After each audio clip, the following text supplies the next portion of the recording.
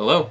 Hi, I represent Nintendo fans that think Super Paper Mario is a good game, and I just want to express how thankful I am to you for talking about how good it is. I haven't started the video yet, but thank you?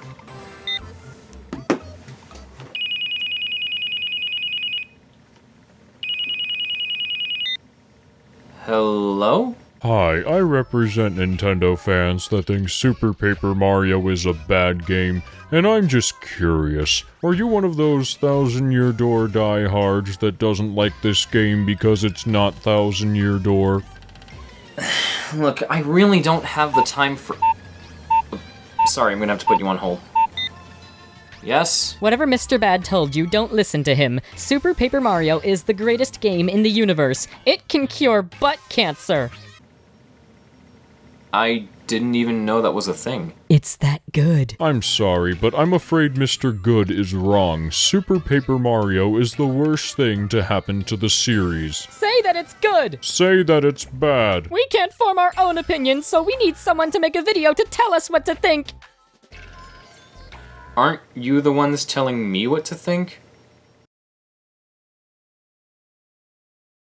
Don't ever call this number again. But you called me.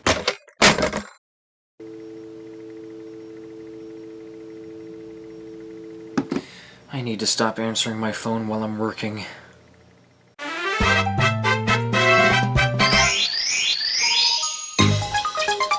So, the first two Paper Mario games were venerated by critics and audiences alike, and after Thousand Year Door basically perfected the formula and gave us Paper Mario at its absolute greatest, Nintendo and Intelligent Systems decided to go in a completely different direction for the next installment.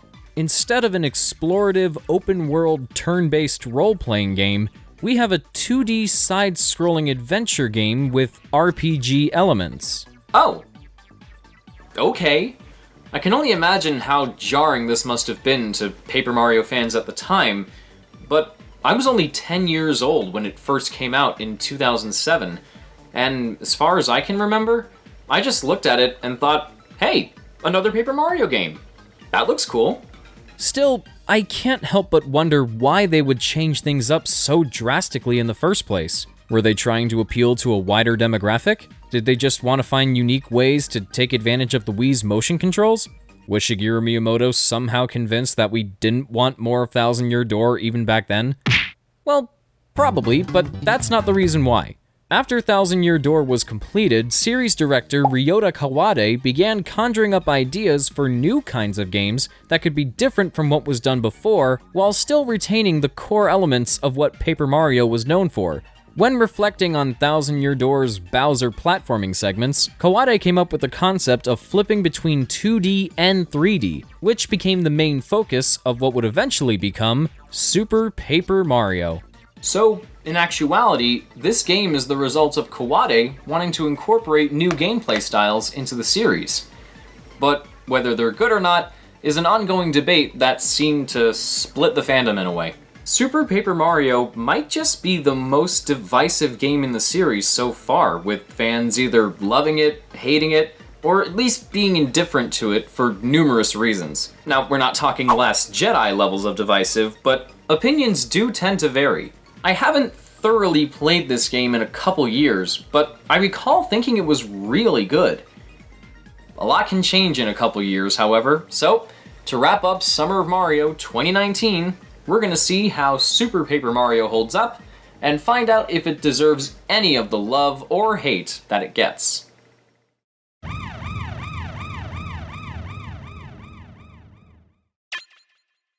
Since I named my save file Wumpy in the last video, I think I'll call this one Wumpird.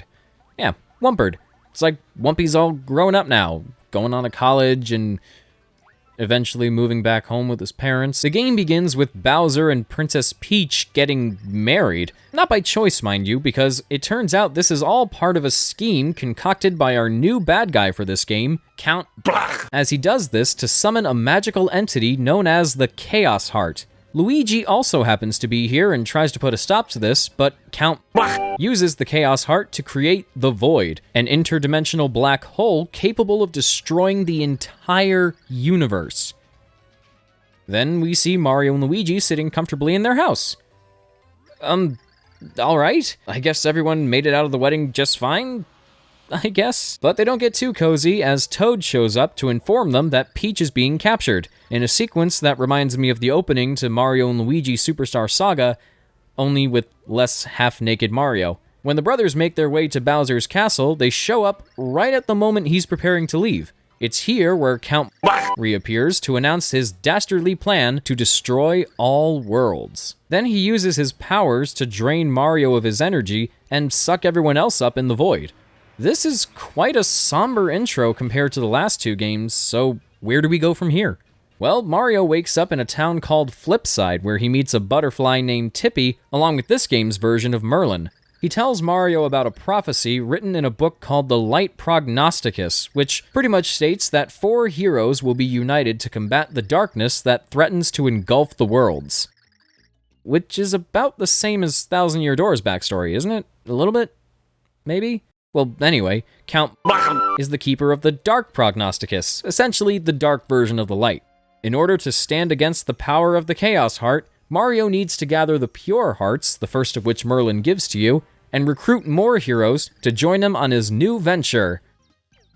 La la. Along the way, you'll come into contact with many of Count minions, including O'Chunks, a Scottish stereotype with unmatchable dance skills and fart-related techniques, Mimi, a shape-shifting brat with one of the creepiest boss transformations in the Mario franchise, and Dementio, who apparently not only enjoys a good chunking, gross, but is also the one the game really wants you to be interested in the most. The plot is a lot more ambitious than what Paper Mario fans might be used to, though if you ask me, I'd say it's still on the same level of quality as previous entries. But perhaps more so than either of the first two titles, Super Paper Mario puts a lot of emphasis on backstory, themes, and character development.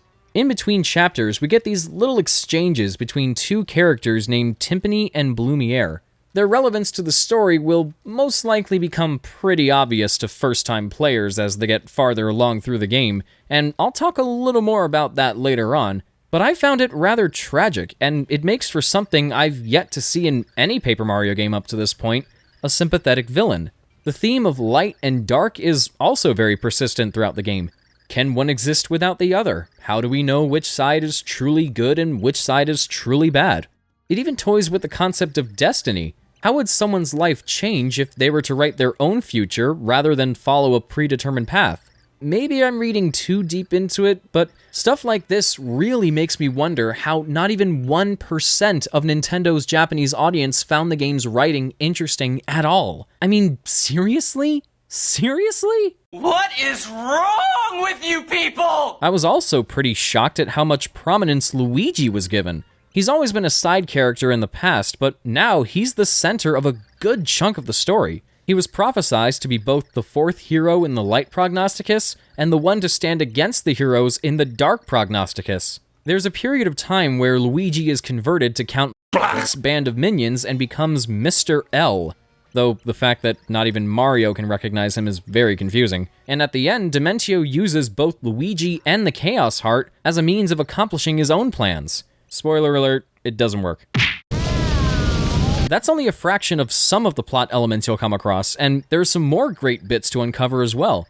In Chapter 7, you're joined by a girl named Lovebee, who turns out to have actually been a pure heart the entire time. She was changed into a NIMBY by her parents in order to protect the pure heart from falling into the wrong hands, but over time, they grow to love her as a daughter, which makes completing this chapter pretty bittersweet, since it means separating her from her family.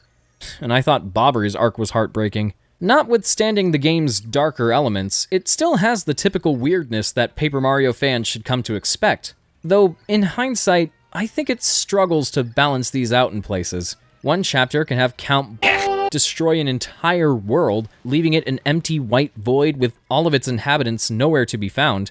And another chapter has you giving an ancient clue to a pixel in this porta-potty for them to use as toilet paper.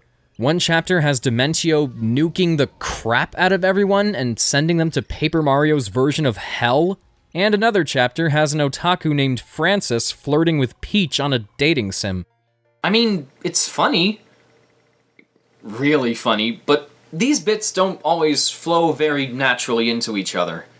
Off topic though, can we all agree that Francis is the best character in the whole game? I called him an otaku as a joke, but that's exactly what he is. He has a bunch of geeky collectibles everywhere, like some Nintendo consoles, posters, manga, 1,000-year-door plushies that would surely never make it to the States if they really existed. And just look at this. My first love was an anime character. I've bought games that I've never played. I love going on message boards and complaining about games I've never played. Someone on Twitter would definitely feel like they're being called out right now. And yeah, this world is called the underwear. Haha, clothing. Now, even though the writing clumsily jumps back and forth between tones sometimes, I think it still has enough entertainment value to keep players satisfied. But when you come to play the game for yourself, you might find that the story is the heftiest part of the whole package. Because in terms of gameplay, Super Paper Mario is probably the simplest in the whole series. Fundamentally, it's a classic 2D Mario. And I like 2D Mario, so I'm okay with this. Exploration and combat are still there, but traversing through worlds is about as simple as moving from left to right, and killing bad guys can be accomplished by jumping on them and occasionally using items. Chapters are separated into worlds and are structured like the original Super Mario Bros. There's 8 in total with 4 levels each. The worlds aren't as interconnected as they were in the previous games, and for some that might be a letdown, but for this game, I think it works just fine. I can at least appreciate it for making the worlds quicker and easier to get to. Flipside serves as the main hub area, and each world can be accessed by walking through a door at the top of Flipside Tower. The pure hearts are the main collectible this time, and progression requires you to bring a pure heart to one of 8 heart pillars scattered across Flipside. Placing a pure heart in its corresponding heart pillar will cause another door to appear that'll then take you to the next world. Heart pillars, I have to say, are the first big step down from the last game. There, you had to bring all the crystal stars to the podium in front of the 1,000-year door in order to make the next crystal star's location appear on the map. It was a very simple task to accomplish, and getting there was never an issue, since you could easily remember where the 1,000-year door was. Here, you have to bring each pure heart to a separate heart pillar, and they're all so far apart from each other.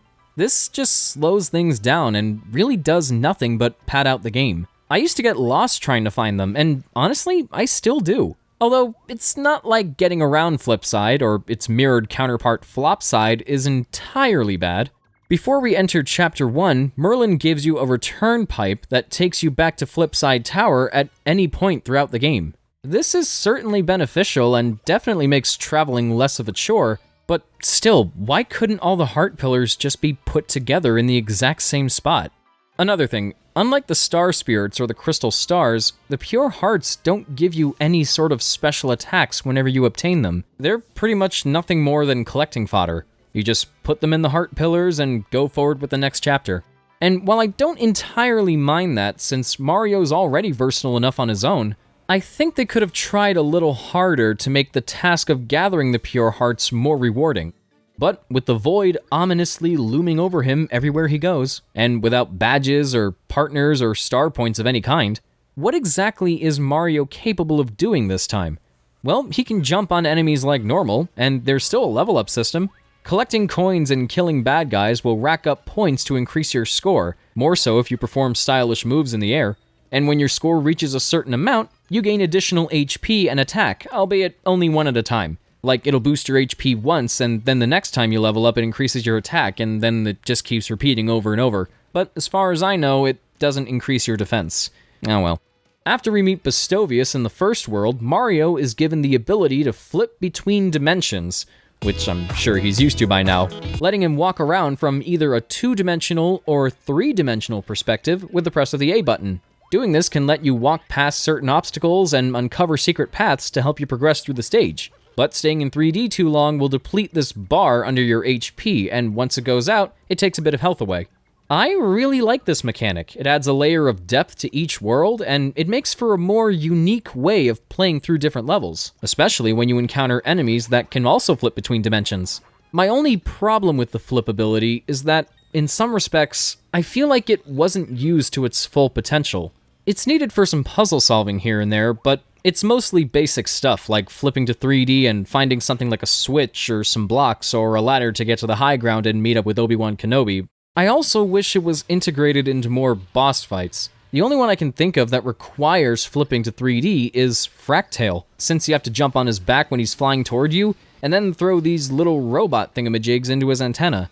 By the way, I don't know if you've noticed, but Fractail's roaring sounds are exactly the same as Bowser's voice clips from Super Smash Bros. Melee.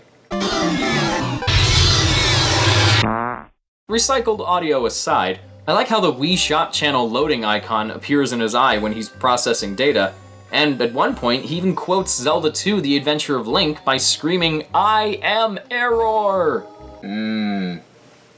That's some good reference juice. So the game is played with the Wii Remote held sideways. You control Mario with the D-pad, you jump by pressing the 2 button, and using items requires you to hold the controller in certain ways, or sometimes point it at a couple circles and press the A button. Not the most practical, but it's good to see some old favorites here and accounted for. One new item worth mentioning is the Catch Card / Catch Card SP. Cards can be collected that depict characters from this game and the first 2 games, and using catch cards can let you trap enemies inside a card to add to your collection. Damn it. Yeah, it doesn't always work, but at least this game handles cards better than Color Splash, which wasn't really that hard to accomplish. Traditional power-ups can be obtained by hitting question blocks, and there's surprisingly a lot of flower-based ones. There's the Happy Flower that makes coins fall down from the sky, the Speed Flower that triples the points you get and makes everything move faster for a short period of time, and the Slow Flower that works the same way, only it makes everything move slower. Then we have the Pal Pills, which make tiny 8-bit versions of yourself appear around you. They can help take out foes and give you some extra protection at the expense of vulnerability. But the craziest one has got to be the Mega Star. It's like the Mega Mushroom in New Super Mario Bros., only it turns you into a giant 8-bit sprite. It's awesome, it's nostalgic, and it lets me use this joke again.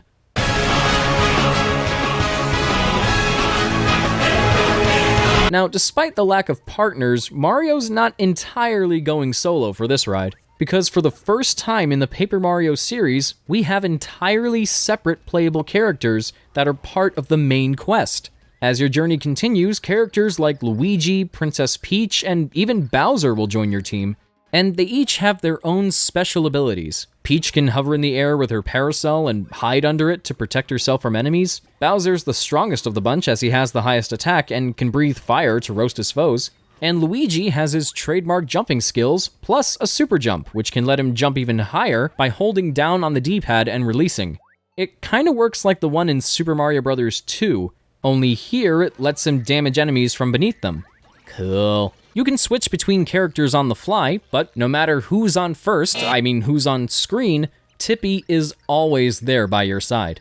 By pointing the Wii Remote at the screen, Tippy can reveal some hidden secrets like doors that lead into other rooms. Or you can also have her highlight certain enemies and give you info on their HP and means of attacking. Sort of like Goombella and Goombario's tattle abilities from the first 2 games. Tippy is a creature called a pixel, and there's plenty more where that came from. In almost every level, you'll rescue 1 or 2 pixels and have them join your party. Each pixel lets our heroes utilize different abilities like picking up and throwing enemies and objects, riding across spikes, shrinking down to the size of a bug, ground pounding, dropping bombs, and swinging a hammer. Pixels can be switched out anytime, anywhere, and the 1 button lets you use your active pixel's ability. It's kinda weird how Mario needs a pixel to use a hammer when he can do that normally in the first 2 games, but I'll cut this guy some slack. He's got good taste in YouTube channels.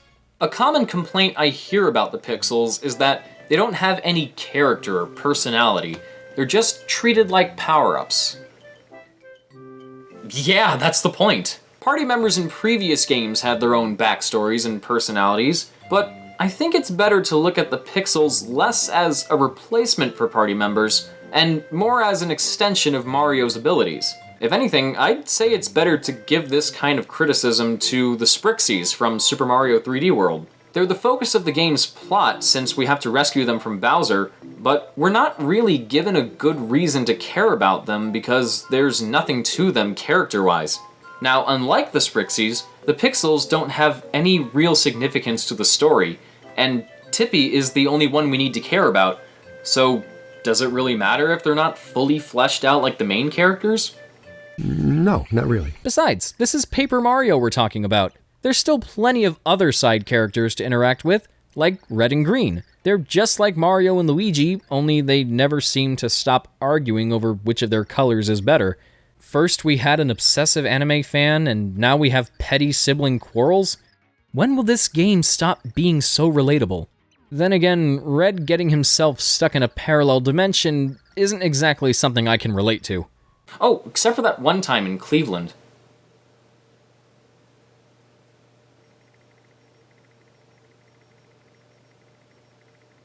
And it's not like the game is without memorable moments either. In Chapter 2, Mimi invades Merly's mansion and pretends to be her to lure us into a trap. Then when there are two Merlys together, we end up hosting a game show to test them and see which of them is the real one. Then there's Chapter 4, which takes us into the outer reaches of space! God, that never gets old. Now, breathing underwater isn't an issue for us, but space is still space. Thankfully, there's a kid in Flipside that has a pet goldfish, and after we set it free, we can use the fishbowl as a space helmet.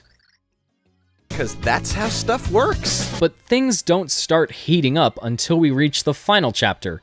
After collecting all the pure hearts, we make our way to Count Beck's castle. As we go through each stage, all of our party members fall behind one by one to deal with the Count's minions or buy us some time to keep moving forward.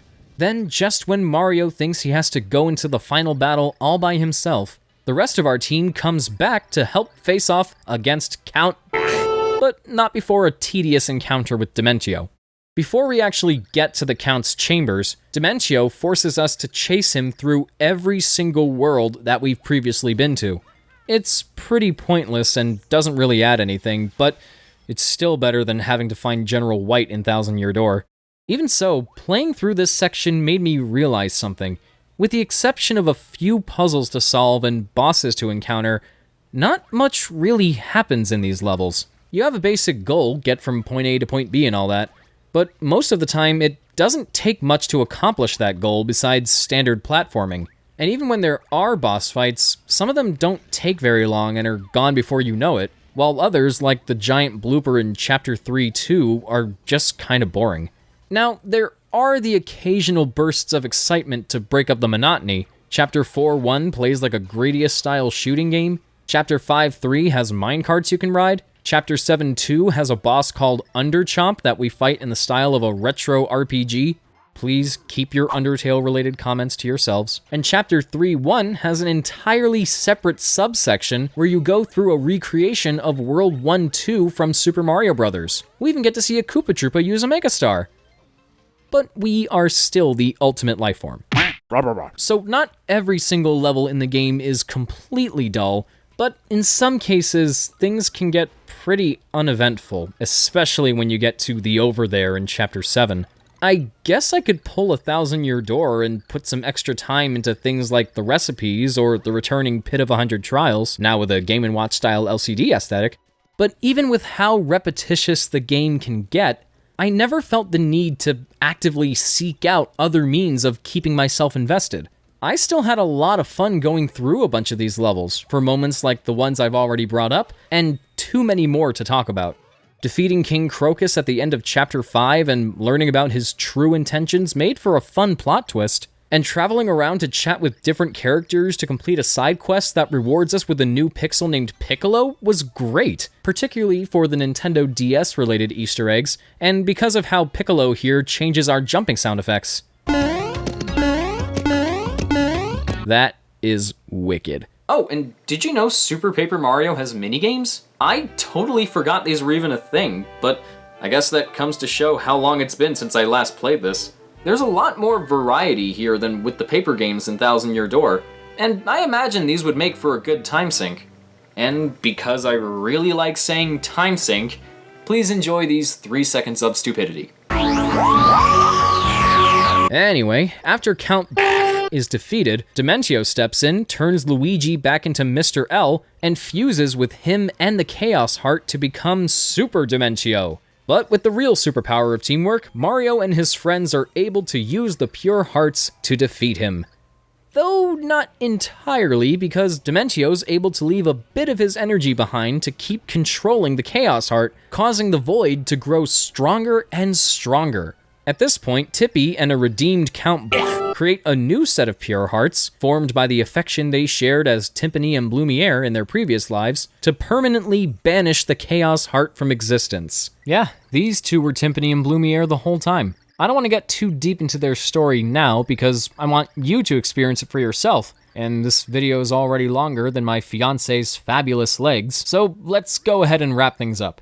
The day is saved, everyone returns to Flipside, and after the credits, we see two figures sitting together on top of a hill, presumably Timpani and Blumiere back in their original forms. What a beautiful, emotional, heartwarming ending. How did nobody else find this story interesting again? Sorry, that still bothers the hell out of me. So, overall, what's my verdict on Super Paper Mario?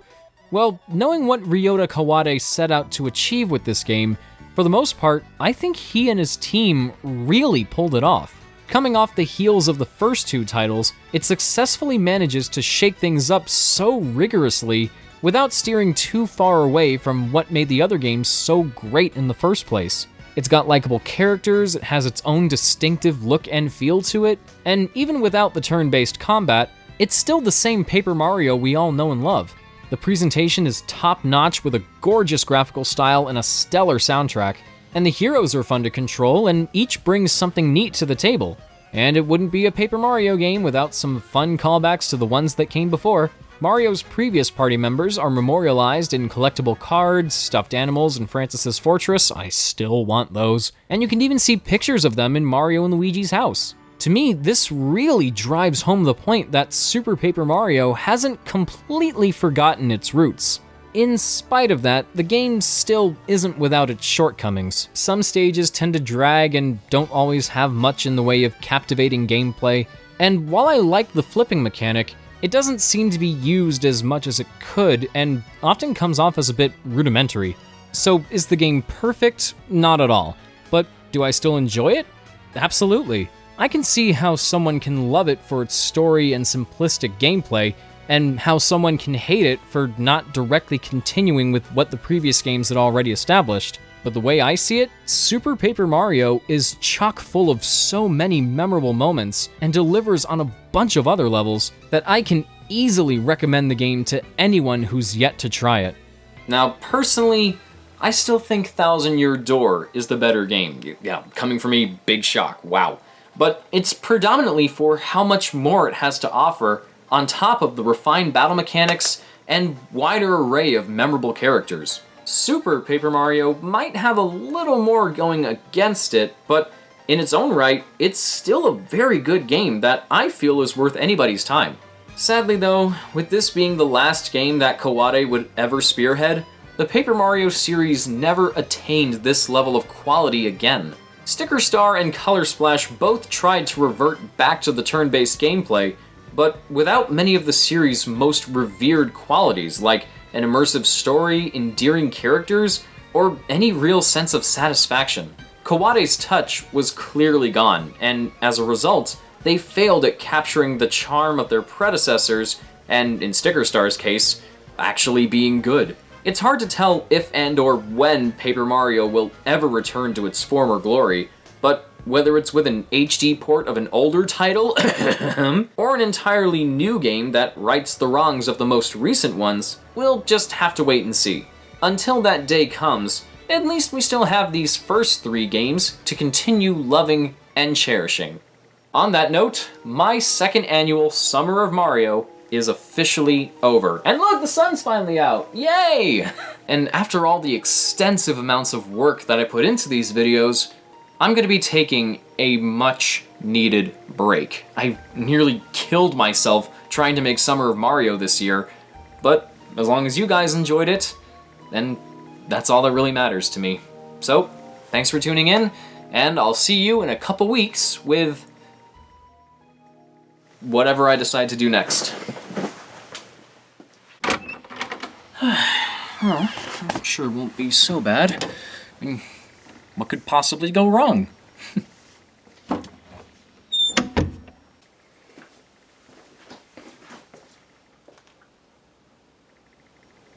Wait. Oh no. Surprise!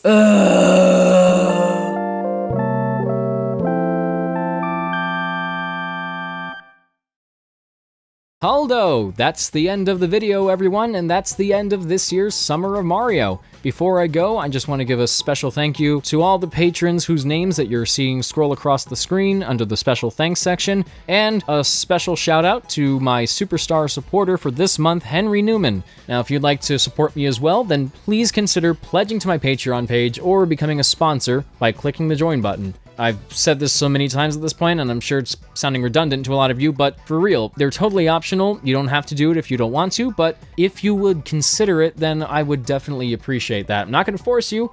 It's your choice, but it would mean a lot to me. Now, just to give you a heads up, this weekend I am going to be driving up to Canada with my family for a 2-week vacation. I'm not going to be posting videos or working on anything then because, God, do I need a break. But doing these videos so close to each other, it was a lot of fun. It gave me a lot of drive and motivation, more so than any of the other stuff I've done. So when I get back, please let me know if you would like to see me release more videos this consistently. I'm not sure if I can maintain the stamina to do it for too long, but I think it's worth giving a try. So let me know either in the comments or on my Discord server or on my Twitter or wherever. Let me know if you'd like to see me keep posting videos on this kind of random jumbled up schedule. So yeah, I'm gonna be up in Canada with my family for 2 weeks, but once I come home, then I'm gonna get back to work on videos. I've got a lot of great ideas, including one related to that certain bobcat you saw at the end. So that's about it. I can't really think of anything else to say, except if you want to follow me on my social media or join my Discord server, links are in the description. And if you want to stay updated on my future uploads or whatever I'm posting on my community tab or whatever it's called, then ring the notification bell so you can be notified when I do those things. Thanks again for watching, and with that said, this is Mark bidding you all a smashing farewell, and thank you so much for watching my videos. Sorry, I just had to. Alright, see you guys in September. Bye-bye!